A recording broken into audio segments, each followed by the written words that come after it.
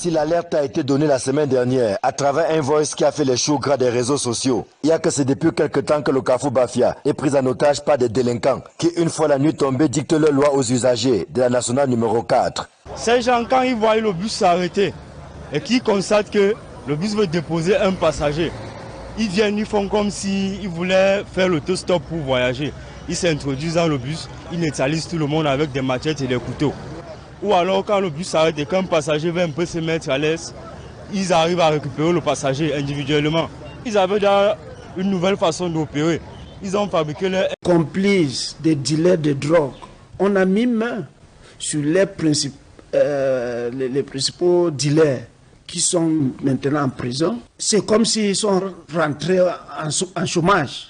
Donc ils ont jugé commencer une autre activité pour dérober les gens. Aussi met-il en garde les proches et les complices de ces malfaiteurs qui se recrutent parmi les commerçants et autres vendeurs ambulants qui écument le Carrefour Bafia à la tombée de la nuit. Nous les avons dit que les gens ne peuvent pas venir ailleurs pour venir agresser les gens sur cet axe sans qu'eux-mêmes ne connaissent pas. Vous allez voir que ces mamans-là, ces filles-là, ces garçons-là qui vendent dans ces bars-là, on n'a jamais inquiété personne.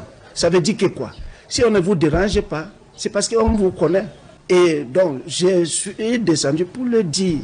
Si les gens là opèrent avec leur complicité, nous, on va les envoyer en chômage pour demander qu'à partir de 19h, ceux qui vendent là-bas le matin jusqu'au soir, il faut qu'ils rentrent chez eux. L'on a aussi et surtout tiré les leçons de ces actes de banditisme qui prospèrent le plus dans la nuit, à la faveur de l'obscurité, elle-même consécutive au délestage à répétition et à l'absence de l'éclairage public. Je me suis engagé cette année particulièrement à faire installer 250 lampadaires solaires dans toute la ville.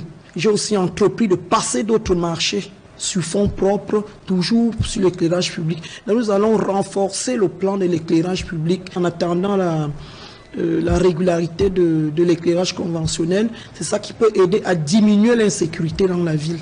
Les autorités administratives et les forces de maintien de l'ordre n'entendent lésiner sur aucun moyen pour tordre le cou à l'insécurité et mettre en déroute les fauteurs de troubles. J'ai même contacté un élite, le chef du canton Gam, dans le chef-lieu de Bafia, qui nous a aidé à construire un poste de police. J'avais demandé au commissaire de sécurité publique d'envoyer les éléments là-bas pour qu'ils puissent nous aider à tenir cette route.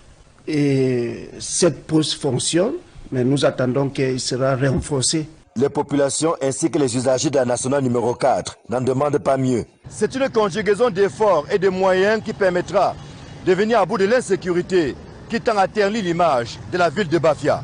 Les autorités administratives et les forces de maintien de l'ordre, certes, mais également les populations qui doivent jouer à fond leur partition pour venir à bout de ce phénomène grandissant.